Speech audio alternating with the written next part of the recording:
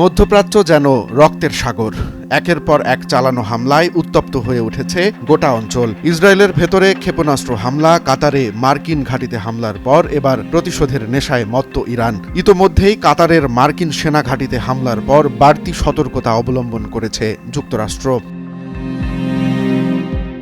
২৪ জুলাই মঙ্গলবার সকাল থেকে ইসরায়েলি ভূখণ্ড লক্ষ্য করে টানা ৫ ঘণ্টা ক্ষেপণাস্ত্র হামলা চালিয়েছে ইরান। টাইমস অফ ইসরায়েলের তথ্য অনুযায়ী মাত্র ১ ঘণ্টার ব্যবধানে ৫ বার হামলা চালিয়েছে তারা। এই হামলায় এখন পর্যন্ত ৩ জন নিহত এবং অন্তত ৮ জন আহত হয়েছেন।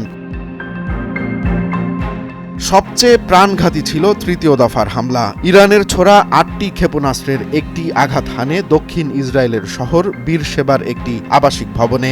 ঘটনাস্থলেই প্রাণ হারান ৩ জন। ইসরায়েলি জরুরি সেবা সংস্থা মেগান ডেভিড আদম জানিয়েছে, আহতদের অবস্থাও আশঙ্কাজনক। ইসরায়েলি সেনাবাহিনী আইডিএফ জানিয়েছে, প্রথম দফায় ২টি ক্ষেপণাস্ত্র মাঝপথেই প্রতিহত করা সম্ভব হয়েছে। তবে তৃতীয় দফার পরের হামলাগুলোর ব্যাপারে বিস্তারিত তথ্য তারা প্রকাশ করেনি। দেশ জুড়ে জারি করা হয়েছে সর্বোচ্চ সতর্কাবস্থা। বাসিন্দাদের যেতে বলা হয়েছে ভূগর্ভস্থ আশ্রয় কেন্দ্রে। হামলা শুধু ইসরায়েলের ভেতরেই সীমাবদ্ধ নেই। বিশ্লেষকদের মতে যুক্তরাষ্ট্রের সাম্প্রতিক হামলার জবাবে ইরান কাতারে অবস্থিত মার্কিন সেনা ঘাঁটি আল উদেইদেও ক্ষেপণাস্ত্র হামলা চালিয়েছে। যদিও এটি প্রতীকী হামলা বলে মনে করছেন অনেকে, তবে এ ঘটনার মাধ্যমে ইরান যুক্তরাষ্ট্রের দিকে সরাসরি বার্তা পাঠিয়েছে।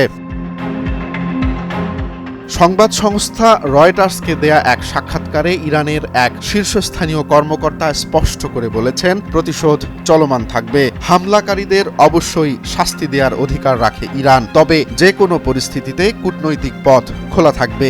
যদি যুক্তরাষ্ট্র ও ইসরায়েল আগ্রাসন বন্ধ করে তবে শান্তি আলোচনা এগুবে বলে মনে করছেন বিশ্লেষকরা। সোমবার রাতে যুক্তরাষ্ট্রের প্রেসিডেন্ট ডোনাল্ড ট্রাম্প তার সোশ্যাল প্ল্যাটফর্ম ট্রুথ সোশ্যালে দাবি করেন, ইরান ও ইসরায়েল যুদ্ধবিরতিতে সম্মত হয়েছে। তবে কয়েক ঘন্টার ব্যবধানে বাস্তবতা পাল্টে গেছে। ইরানের পররাষ্ট্রমন্ত্রী আব্বাস আরাকচি স্পষ্ট করে জানিয়েছেন, এমন কোনো চুক্তি এখন হয়নি, বরং আগ্রাসন বন্ধ না হলে কোনো যুদ্ধবিরতি নয়, যুদ্ধ চলবে।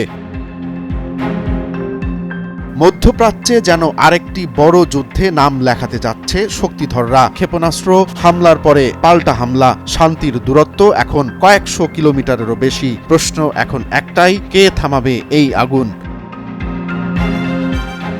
রোমান্স তালুকদার, নয়া দিগন্ত।